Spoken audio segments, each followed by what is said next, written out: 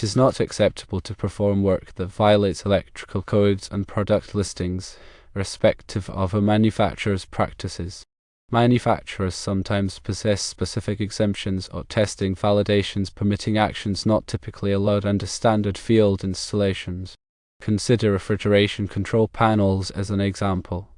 The factory wiring within these panels is frequently underwriters' laboratories listed as a pre-approved assembly. This signifies it undergoes rigorous testing and approval as a complete, integrated unit. Consequently, on-site retesting is deemed necessary during standard installations, provided no alterations are made to the factory-configured wiring. However, any modifications to this factory wiring mandates re-evaluation and relisting to ascertain ongoing safety and code adherence. Electrical codes and underwriters' laboratories listings exist to ensure safety. Adhering to these regulations minimizes electrical hazards and accidents. Firstly, one must understand the role of underwriters' laboratories and other nationally recognized testing laboratories. These organizations evaluate products for safety. When a product receives a listing, it indicates that it has met specific safety standards. Manufacturers often design their products to comply with these standards, and they may even obtain underwriters' laboratories listing for pre-wired assemblies. Secondly, the National Electrical Code, or NEC, provides guidelines for electrical installations. This code is developed to protect people and property from electrical hazards. It is adopted and enforced by local jurisdictions. Electricians and installers must adhere to the NEC when performing electrical work. Thirdly, there are differences between factory wiring and field wiring. Factory wiring is performed in a controlled environment by trained personnel. Manufacturers have the resources and expertise to ensure that their wiring meets safety standards. Field wiring, on the other hand, is performed on site by electricians or installers. These individuals must be knowledgeable about the NEC and other applicable codes. Because field wiring is subject to more variability, it is crucial to follow all code requirements carefully. Fourthly, the concept of a listed assembly is relevant. A listed assembly is a complete unit that has been tested and approved by underwriters' laboratories. This means that the entire assembly, including all of its components and wiring, meets specific safety standards. When installing a listed assembly, it is generally not necessary to retest the wiring. However, any modifications to the assembly may require retesting. Fifthly, consider the specific example of refrigeration control panels. These panels often contain complex wiring systems that are pre-wired at the factory. The factory wiring is typically underwriters' laboratories listed as an assembly. This means that it has been tested and approved as a complete unit. If an electrician or installer makes changes to the factory wiring, they may need to have the assembly retested and relisted. Sixthly, special exemptions for manufacturers are crucial. In some cases, manufacturers may be granted special exemptions from certain code requirements. These exemptions are typically based on specific testing or engineering analysis. For example, a manufacturer may be able to demonstrate that their wiring methods are equivalent to or better than those prescribed by the NEC. However, these exemptions do not apply to field wiring. Electricians and installers must always comply with all applicable code requirements, regardless of any exemptions that may have been granted to the manufacturer. Seventhly, modifying factory wiring is often problematic. When field personnel alter factory wiring, the original underwriter's laboratory's listing may become invalid. This means that the assembly is no longer considered to be safe and compliant with applicable standards.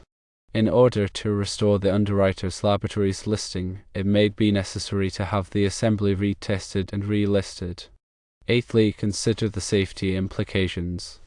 Electrical codes and underwriters' laboratories listings are in place to protect people and property from electrical hazards. When electricians and installers deviate from these requirements, they increase the risk of electrical fires, shocks, and other accidents. It is always important to prioritize safety and comply with all applicable codes and standards. Ninthly, the NEC provides specific requirements for wire terminations. For example, Section 110.3 B requires that equipment be installed and used in accordance with its listing and labeling. This means that wire terminations must be made in accordance with the manufacturer's instructions and the underwriter's laboratory's listing. Tenthly, the NEC also addresses the use of multiple conductors in a single termination. Section 110.14 specifies the requirements for connecting conductors to terminals. This section states that terminals must be identified for the number and size of conductors that they are intended to accommodate. It is important to use the correct type and size of terminal for the application. 11thly, understanding the consequences of non-compliance is essential. Failure to comply with electrical codes and underwriters' laboratories listings can have serious consequences. These consequences may include fines, penalties, and even criminal charges. In addition, non-compliance can void insurance coverage and create liability issues. 12thly, always consult with a qualified electrical inspector or engineer. If there are any questions about electrical codes or underwriters' laboratories listings, it is always best to consult with a qualified professional. An electrical inspector or engineer can provide guidance on how to comply with applicable requirements. 13thly, specific NEC articles are relevant. For example, Article 300 covers wiring methods and Article 310 covers conductors for general wiring. Article 400 addresses flexible cords and cables. Article 430 covers motors, motor circuits, and controllers. Article 600 addresses electric signs and outline lighting. Article 700 covers emergency systems. 14thly, consider examples of common violations. A common violation is using the wrong type of wire for an application. For example, using non-metallic sheath cable in a wet location is a violation of the NEC. Another common violation is overloading a circuit. This can cause the circuit breaker to trip, or it can even cause an electrical fire. A third common violation is making improper wire terminations. This can create a loose connection, which can generate heat and cause a fire. 15thly, understanding conductor ampacity is critical. The ampacity of a conductor is the maximum amount of current that it can safely carry. The NEC provides tables that list the ampacities of different types of conductors. It is important to select conductors with sufficient ampacity for the application. 16thly, overcurrent protection is another key aspect. Overcurrent protection devices, such as circuit breakers and fuses, are designed to protect electrical circuits from overloads and short circuits. These devices are sized to protect the conductors in the circuit. It is important to use the correct size of overcurrent protection device for the application. 17thly, grounding and bonding are essential for safety. Grounding provides a path for fault current to flow back to the source, which helps to protect people from electric shock. Bonding connects all of the metal parts of an electrical system together, which also helps to protect people from electric shock. 18thly, consider the impact of voltage drop. Voltage drop is the decrease in voltage that occurs as current flows through a conductor. Excessive voltage drop can cause equipment to malfunction. The NEC provides guidelines for minimizing voltage drop.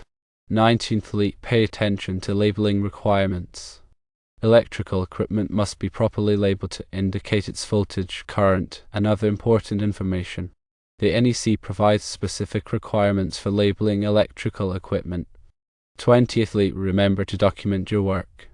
It is important to keep accurate records of all electrical work that is performed. This documentation should include wiring diagrams, equipment specifications, and test results. 21stly, the importance of continuing education cannot be overstated. The electrical industry is constantly evolving, with new technologies and code changes being introduced on a regular basis. Electricians and installers must stay up to date on these changes in order to ensure that they are performing their work safely and effectively. 22ndly, consider the role of underwriters' laboratories in product certification. Underwriters Laboratories is a non-profit organization that tests and certifies products for safety. When a product is Underwriters Laboratories listed, it means that it has met specific safety standards. This gives consumers and installers confidence that the product is safe to use. 23rd, understand the different types of underwriters' laboratories listings. There are several different types of underwriters' laboratories listings, each of which covers a specific type of product.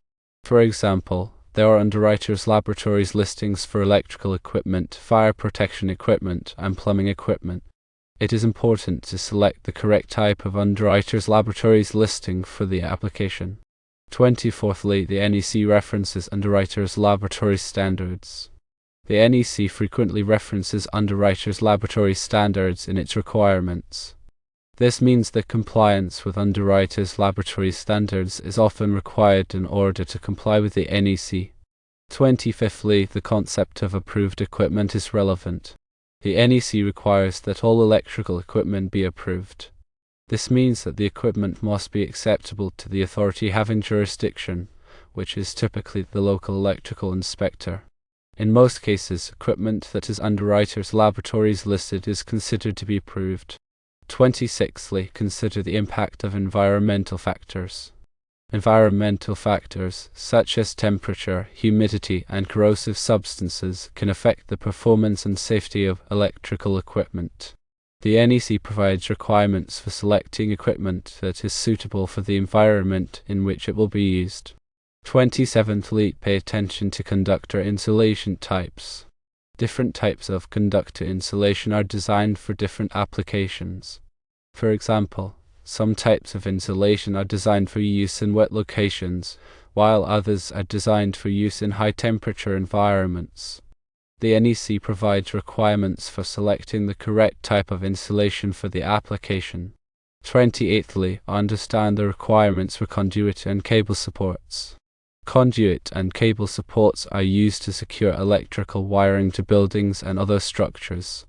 The NEC provides requirements for the type, spacing, and installation of conduit and cable supports. 29th, consider the requirements for box fill. Electrical boxes are used to enclose wire splices and terminations. The NEC provides requirements for the maximum number of conductors that can be installed in a box of a given size. 30th, remember the importance of arc flash safety. Arc flash is a dangerous electrical hazard that can occur when there is a short circuit or other fault in an electrical system. Arc flash can cause serious burns, injuries, and even death. Electricians and installers must take precautions to protect themselves from arc flash hazards. 31st, personal protective equipment, or PPE, is crucial.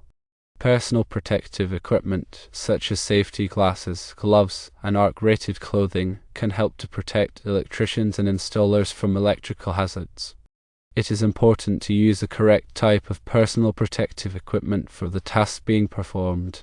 32nd, consider the requirements for working on energized equipment. The NEC generally prohibits working on energized equipment. However, there are some exceptions to this rule.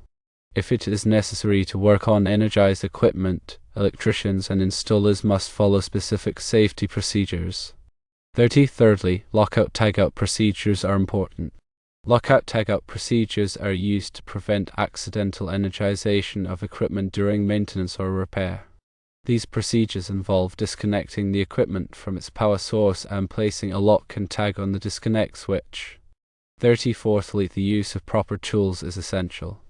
Electricians and installers must use the correct tools for the task being performed. Using the wrong tools can damage equipment or create a safety hazard. 35th, the need for regular inspections cannot be ignored. Regular inspections of electrical systems can help to identify potential problems before they cause an accident. These inspections should be performed by a qualified electrical inspector. 36th, proper record keeping is crucial. Accurate records of electrical installations and maintenance can help to track the performance of electrical systems and identify potential problems. These records should be kept in a safe and accessible location. 37th, the importance of communication is vital. Electricians and installers must communicate effectively with each other and with other workers on the job site. This communication can help to prevent accidents and ensure that the work is performed safely. 38th, maintaining a safe work environment is paramount. A safe work environment is essential for preventing accidents and injuries. Electricians and installers must take steps to create and maintain a safe work environment. 39thly, fostering a culture of safety is essential. A culture of safety is one in which safety is valued and prioritized by everyone on the job site. This culture can help to prevent accidents and injuries and ensure that the work is performed safely. 40thly, always prioritize safety. Safety should always be the top priority for electricians and installers. By following safe work practices and complying with all applicable codes and standards, you can help to prevent accidents and injuries and ensure that the work is performed safely.